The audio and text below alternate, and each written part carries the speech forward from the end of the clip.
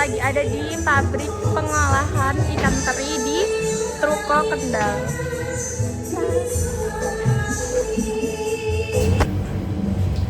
Assalamualaikum warahmatullahi wabarakatuh. Selamat datang. Kali ini saya berkesempatan untuk mewawancarai langsung seorang pebisnis yang bergerak di bidang bisnis makanan di Kabupaten Kendal. Gitu. Di sini saya sudah bersama Bapak Landeni, yang punya Galih Putra. Mungkin sebelumnya bisa diperkenalkan dulu, Bapak. Mungkin biografinya seperti apa? Untuk produk kita ya Mas ya, itu ada ya macam-macam lah, katakan hasil laut semuanya, termasuk dari nasi, dari jengki, dari Medan, dan ikan yang lain juga. Mungkin sebelum kita membahas lebih lanjut Pak tentang usaha dan produk yang Bapak jual, mungkin teman-teman pengen kenal dulu sama Bapak. Nah, mungkin bisa diceritakan dulu backgroundnya seperti apa, terus bagaimana awal mulanya kok bisa terjun di bisnis ini? Dari itu saya itu dulunya itu karyawan dari pengelola minal laut grup kan gitu, KML katakan begitu kan, yang di bidang ikan kan gitu kan. Jadi saya itu alhamdulillah dari Sabang sampai Merauke itu insya Allah banyak partner kerja, supplier kerja, dan ya alhamdulillah ya mereka percaya sama kita. Yang dulunya kita ikut KML, yang dulunya saya ngambil dari lapangan untuk KML, sekarang untuk kita pribadi gitu. Apa sih sebenarnya sasaran awalnya atau sasaran marketnya dari produk Bapak ini? Gitu alhamdulillah kita jalan. Katakan kalau misalnya kalau saya itu untuk apa? Untuk harus ke sana ke sini, insya Allah enggak, kita sesuai aja ngalir dengan produksi kita, dan akhirnya mereka semua bakul-bakul yang dari supplier dari luar Jawa itu kita bisa dihubungin, bisa minta dengan produk ini. Jadi kita itu bisa mengikuti lah apa pasaran mereka yang mereka butuhkan. Untuk Bapak menekuni bisnis ini sendiri sudah berapa tahun Pak? Saya itu saya ceritakan lagi, saya ikut KML itu udah 10 tahun, dan mulai saya ikut KML 98. Jadi mulai ngerintis saya mungkin antara 2016-17.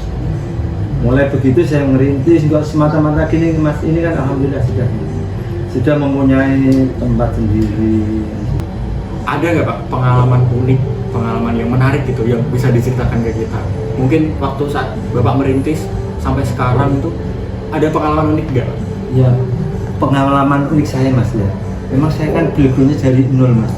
Ya uniknya itu kadang berangkat pagi pulang malam, pulang malam. Karena saya itu langsung ke langsung ke lapangan Mas. Sampai Cirebon, sampai Tegal itu nyampe 12 malam, berangkat jam 6 pagi, itulah Mas. Uniknya di situ alhamdulillah. Hampir 10 tahun Bapak merintis ini tentu kan ada naik turunnya ya Pak? Ya, nggak serta-merta mulus terus gitu. Mungkin bisa diceritakan Pak bagaimana naik turunnya dan cara mengatasi saat sedang turun itu gimana Pak? Ini manajemennya Mas, karena kita pegang sendiri sih Mas. Ya jadi ya tetap kontrol tetap ada kan, karena kita pegang sendiri kan, sama anak-anak. Ya uniknya begitu Mas, kalau musim barat ya katakan angin kencang ya kita tetap istirahat gitu kan. Seandainya kalau misalnya dapat dari luar ya alhamdulillah, enggak ya tetap berhenti Mas, tidak, karena alam. Kita itu produksi dari alam.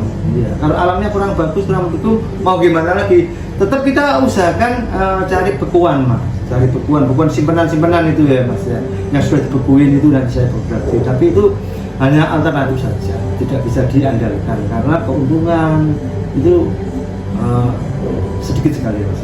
Ya untuk menghidupi karyawan aja kalau sudah itu sudah syukur gitu. Yang penting kita itu saya jujur aja Mas, yang penting karyawan itu bisa. Karena kita sudah punya karyawan, punya anak, punya istri kan. Kalau kita nganggur kan juga sama gimana kan. Selama ini seluruh dari produksi, manajemen semua itu dihandle sendiri ya Pak? Insya Allah begitu Mas. Insya Allah begitu. Ya makanya kayak ya istilahnya ini bukan produk pabrik besar ya Mas, katakan UMKM, tapi alhamdulillah sudah jalan. Dan manajemennya belum ditata persis. Kalau perhitungan saya itu selagi masih untung jalan. Menurut feeling aja saya, menurut hitungan awam aja nggak pakai ini manajemen nggak Mas, ya pokoknya awam aja saya itu. Yang penting saya masih ada sisa untuk hidup, untuk anak-anak, itu sudah selesai gitu. Saya itu tidak mulu-mulu gitu. Harus ini target untung segini. Memang saya itu nggak berguna begitu. Namanya orang tetap begitu. Tapi kan ya kita ini lagi ya Mas ya. Kita balik ini lagi dari keadaan ekonomi yang sekarang yang agak susah. Ya mohon maaf ya kita jalan sudah selesai. Yang penting anak-anak bisa belajar, bisa pendidikan lumayan yang gitu Mas. Ya mudah-mudahan untuk mewarisi anak-anak. Nah dari situ Pak, dengan bisnis yang sudah Bapak jalankan sejauh ini, dan juga dengan pelajaran-pelajaran yang sudah didapatkan dari yang lalu-lalu sampai sekarang, target di mungkin masa depan, target jangka panjangnya mungkin 5 tahun, 10 tahun lagi itu apa Pak dari bisnis Bapak sendiri? Katakan gini Mas, kita itu tidak bisa menargetkan, katakan menargetkan ini harus ini, karena sekarang perikanan itu nggak kayak dulu. Memang kayak dulu itu bisa di-planning tahun depan itu harus lebih mana. Tapi kenyataan sekarang kan maaf ya Mas ya, perekonomian, daya beli masyarakat, otomatis kan kalau perekonomian berkurang, pembelian juga berkurang Mas. Kita pun nggak ini Mas, nggak terikat sama pabrik. Maksudnya dalam arti kita akan bener trading. Itu kalau hanya item-item tertentu, terinasi itu aja ya yang kita bisa ekspor dan kita masuk ke pabrik. Itu pun dulu pun saya targetkan saya habis untuk segini. Tapi ternyatanya kan pabrik itu juga kadang collab nggak kebayar. Terus saya kirim ke Sumatera nggak kebayar. Kan itu bukan ini Mas, bukan maksudnya ranah kita. Dalam arti ranah itu kita itu feeling saya sekian itu kutunya sekian. Kalau orang pengusaha kayak kita ini gini Mas, kita ibaratnya gambling. Kalau kita beli di lapangan, dalam arti kita rugi, kita bisa on, bisa off lah katakan. Gak usah beli, soalnya HPP-nya tinggi. Tapi kalau sudah kita kirim dan nggak dibayar orang, mau apa gimana gitu? Kan sudah nggak, itu error yang terberat di situ Mas. Kalau error untuk pembelian HPP nggak masuk, kita bisa sesuaikan, maksudnya bisa menghitung langsung segitu itu. Besok ini proses katakan, besok kering HPP-nya segini masuk untuk jalan.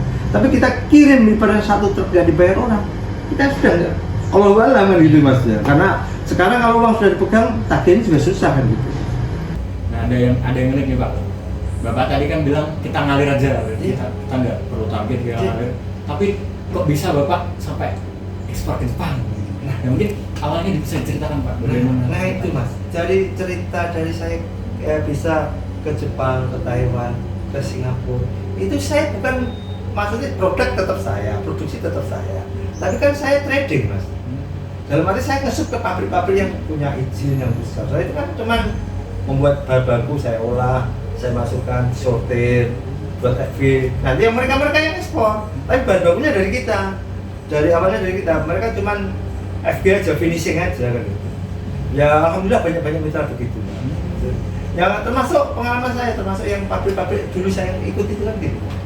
Jadi saya supportnya di situ. Relasinya dari situ. Iya Mas. Jadi saya nggak langsung ke Jepang sendiri, nggak ke Taiwan sendiri.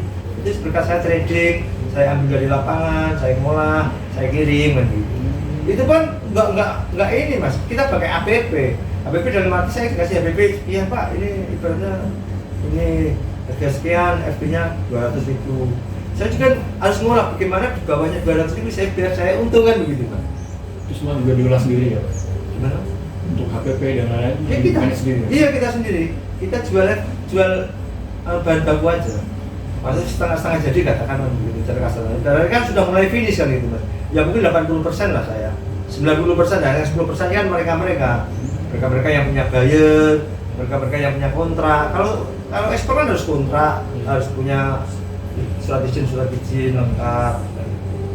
Enggak semua orang bisa kayak gini terus eksporan gitu kan. Kita harus standar kualitas, standar tempatnya gitu Mas, sanitasi kan harus kontrol iya tetap ya Pak. Iya lah Mas, birokrasinya, perizinan apa kan tetap harus ada. Oke. Menarik sekali teman-teman bagaimana cerita dari Pak Yani dari awalnya sampai sekarang. Nah mungkin yang terakhir biar kita juga termotivasi dan kita juga semangat biar seperti beliaunya, mungkin Bapak ada pesan-pesan nggak buat anak-anak muda yang mungkin ingin memulai bisnis biar bisa sukses seperti Bapak? Kalau saya Mas, 1 fondasi mental, 2 ketekunan, ya 3 tetap modal. Tapi modal itu sekarang kan mereka bank mereka udah nyiapin ya Mas. Satu tetap ketekunan, apa itu tadi yang kedua ketelatenan, pokoknya ya disyukuri yang utama. Halo teman-teman, ini kita sama Cika sama Rizkia. Kita lagi ngelihat ini. Kita lagi ada di pabrik pengolahan ikan teri, guys. Tadi kita udah nemuin ownernya dan sekarang kita lagi lihat-lihat proses pembuatan ikan teri. Dan kita lagi lihat yang ikan teri yang lagi dijemur.